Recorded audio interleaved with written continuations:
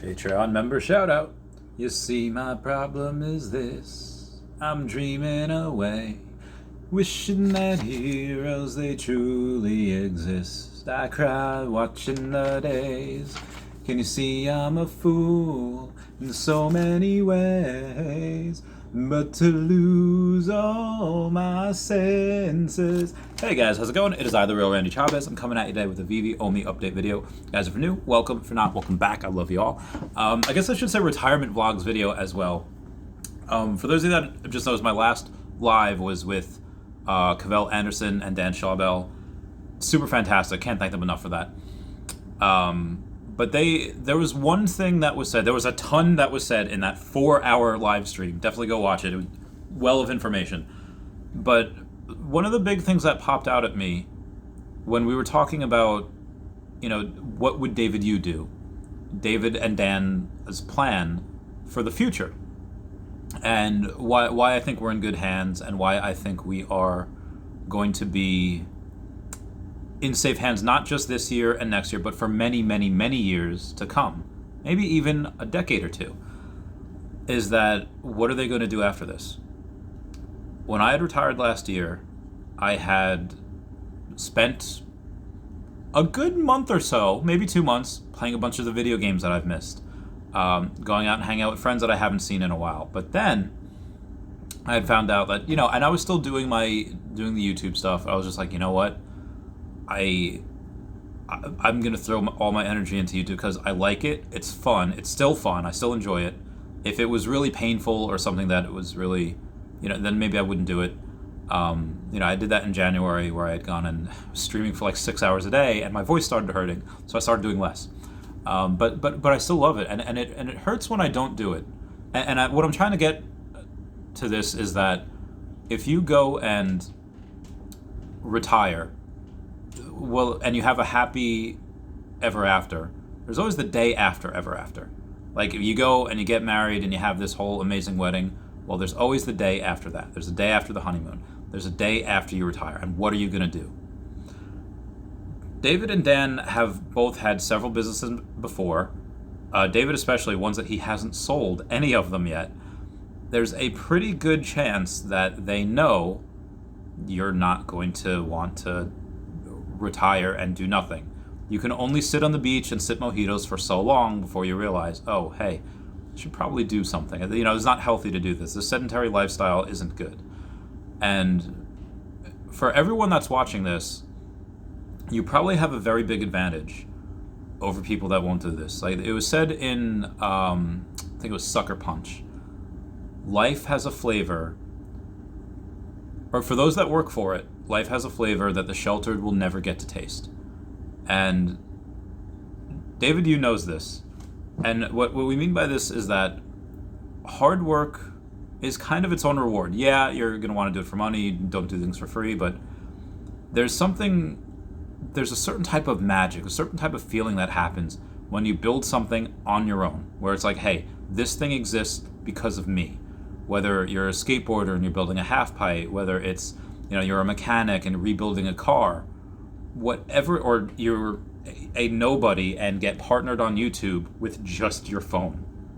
No crazy setup, no anything. I might keep this phone forever. I might make it to an NFT. I might sell it just because there is something so special about building something yourself. And I'm not 100% sure what the title of this is going to be. It might be How to Make Money in the Veveverse. But well, how do you make money? Well, you're going to have to work for it. Like, I spent almost a year doing so many videos on Tesla and Pokemon and Earth 2 before I got partnered. I would do podcasts every now and then. And it will not come easy. And I was just getting off the phone with a friend. She was just talking about like, hey, I'm not sure what I would do. And I don't know if this is the thing that I put on. It's like, you're rich, can I have a job? It's like, it doesn't exactly work like that. I've taken a big hit in on me this past month or so. But again, I laugh about it because it's just only temporary. It will go back up at some point. Not financial advice, not a financial advisor. But I told my friend, like, okay, well, what are you interested in? It's like, well, I like TikTok and I like to, I like to dance. Okay, well, perfect. We'll do that. She's like, well, I'm not very good. Some of my first videos, there's a couple of videos where I didn't show my face, where I was looking at Pokemon cards. Again, I had my phone out, and what I was doing is I was going over every Pokemon card. Like Erica's Kindness, I would be like, hey guys, I really like this card because of X, Y, and Z. It shows that, Erica, who's a grass-type Pokemon trainer, is giving kindness to a fire-type Pokemon that could destroy her gym, could destroy her Pokemon, whatever. And I wouldn't show my face. I was god-awful at making videos. And I know, get all the all the snarky comments in here now. Chavez, you're still awful at making videos. Huh? Like, I get it. But most things that, unless you're a savant, are you really good the first time you play piano? Or one of the first time I played violin or piano? No, it was awful. So if you decide like, hey, I'm really creative and I want to go in the Veveverse and create things, you're going to probably make a lot of crap first. It's probably not going to be good. But take a look at your progress. Look at the first thing you create in the Veveverse, whether we have a Mario Maker type thing, and you're able to create scenes of movies, or you'll be able to build your own house, whatever it is. And then look at, take a picture of it, and then take a look at the 100th one that you built, or the 1,000th one that you built. I guarantee you get a lot heckin' better. And all of these things, whether it's building something like that, it's making videos, it's gonna take a while. Like how do you go? Let's say if we have, these are like Neopets, our NFTs, or they're like Tamagotchis. We have to feed them, you have to exercise them, do anything. And well, Chavez, why would I want to do that when I have to work? Well, maybe if you continue to do that, show your NFTs love, they grow other levels. They have the ability to, become faster or more agile, have agility, whatever it is. Well, I don't have time to do that. Well, maybe you could pay someone to do that. And if you go along, and maybe you have to do it for free. Dan Schawbel just said that the first 60 or so articles that he wrote were for free. Eventually they became his first book, but how many people do things for free, like speaking? Or I think he said he had maybe a couple of speaking engagements before he ever got paid for it. Build up your reputation. Go and say like, hey, listen, I am going to do this for your NFT for free for you. And they'll do that just so they'll give a good recommendation and they can get someone to vouch for them. How do people do escrow services? Well, you have to be a trusted member of the community. How do you do that? Yeah, it's one of the perks of being in the public eye, of having a YouTube channel. Now, I'm not saying to make one, but I'm going to have Poba G on my channel at some point next week. Poba G is a very underrated YouTuber, and I see a lot of value in that. And because I think, it's not necessarily for him, although it is a little bit, it's because I think he brings a lot of tremendous value and a unique point of view to Veve and to people in general, presenting information in a unique way. He's trying really hard. You can tell that his heart's in the right place, and he's going to come on my channel. Now, am I like this big, I have 100,000 subscribers? No. But that interview that I do with him is going to bring more awareness to him. And I'm just one person. There's going to be other people that see that in the Veveverse. Hey, I like this person's design. This person's trying really hard. Oh, wow, how do Uber drivers get the best rating? The best ratings or the most rides? They have to work constantly. And maybe that's not healthy, but they're successful at it. They get super high ratings and people want them to drive them. How are you going to get that in the Veveverse? Let's say Dr. Profit comes in and is just like, you know what? I'm going to buy my, 178th house over there, build that, but I want somebody else to build it for me. Oh, you did that? That looks really great. Let me hire you. There's going to be a lot of different ways to make money. Yeah, renting NFTs. Sure, we do the Dan Schawbel thing. And we could, he's very big on renting, and so am I, and so is Cavell.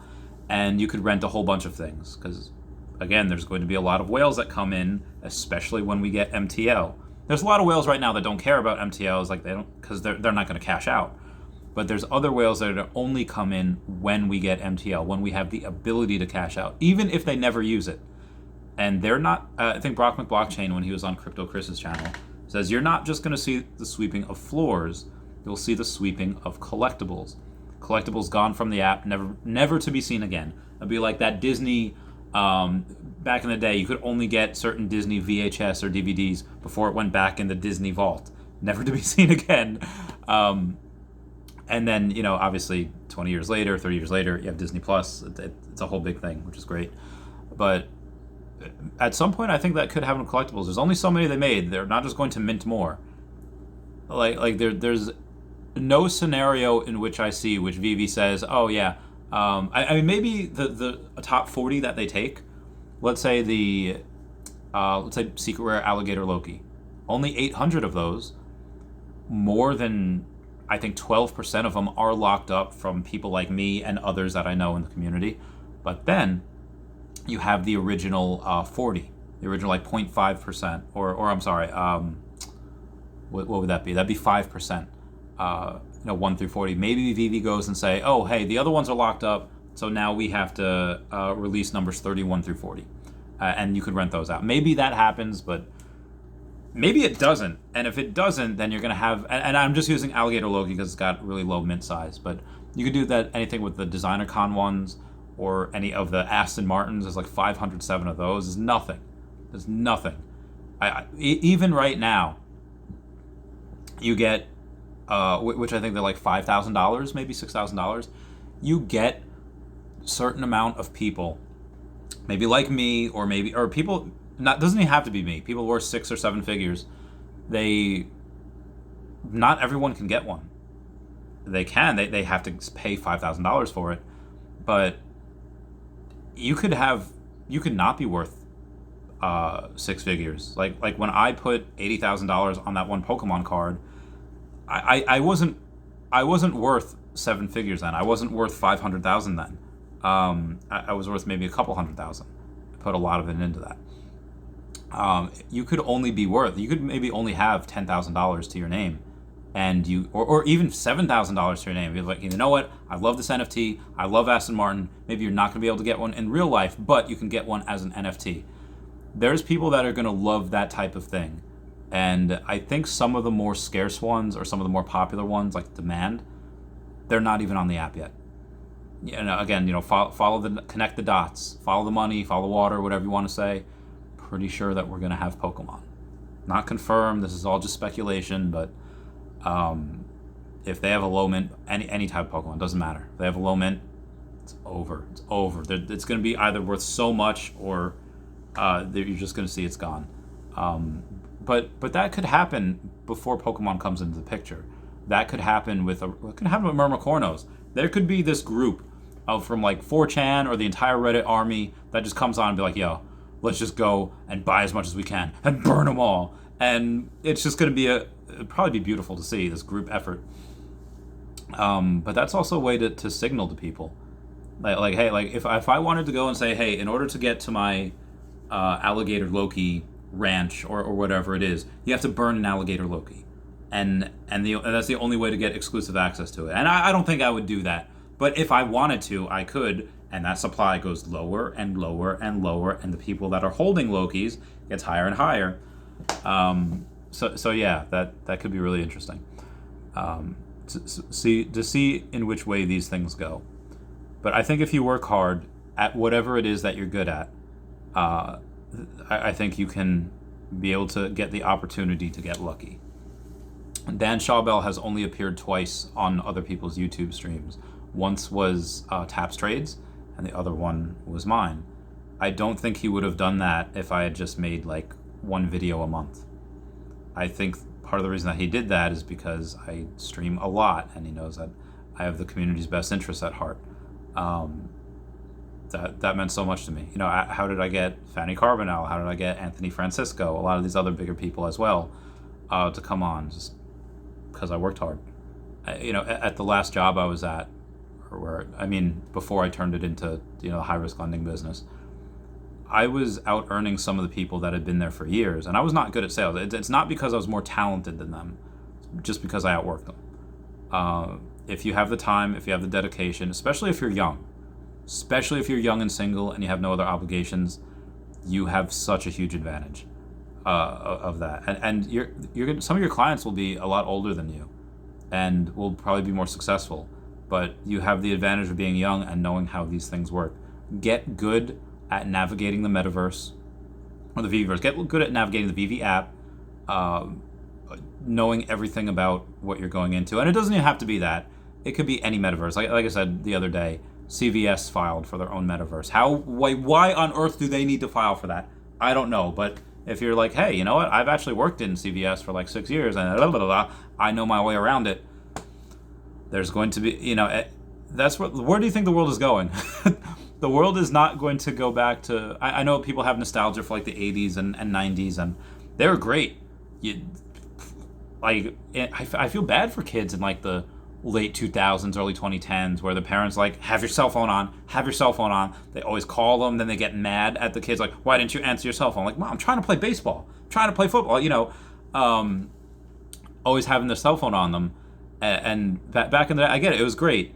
You used to go with your friends, you play kickball, you go down to the Somme, you go to 7-Eleven, you get a soda, whatever it is.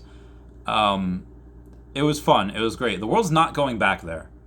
The world is going inward. And inward into this metaverse, there's going to be a lot of opportunity. And the opportunity that we have is to make so much freaking money. And I think the upside potential, rich people are going to stay rich.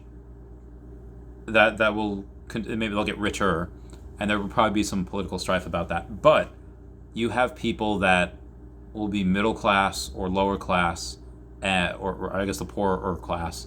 I don't want to say lower class. Poorer people that will move up classes. Middle class can become upper middle class, or even 1%. I know because I've done it. And people that maybe just have a phone, that just have some talent that's like, oh, hey, I can do this for you. If you get really good, maybe that's all you need. Internet connection and a phone. That's how I got partnered with YouTube. Anyway, guys, that's it for me. But the whole thing is just work hard. I hope this reaches someone. I hope this inspires at least a couple people to go and say, I'm going to do it. I'm going to work as hard as I can. And even though, and there's a probability of failing. When I first started YouTube, any of my things that I started, whether it is in the military, hey, maybe I can get washed out. Hey, maybe that I don't do well. Maybe I freak out when certain things happen. Obviously, nothing like that happened. I got very lucky. I did very well in all those things. Okay, well, I went to school, did very well, but I didn't like it. High risk lending. There's very high probability that you start something and you fail. But, don't give up at first sign of difficulty. Try to stick it through. And then if you fail, okay, well, why did I fail? And how can I learn from that on the next venture? It's all a learning experience.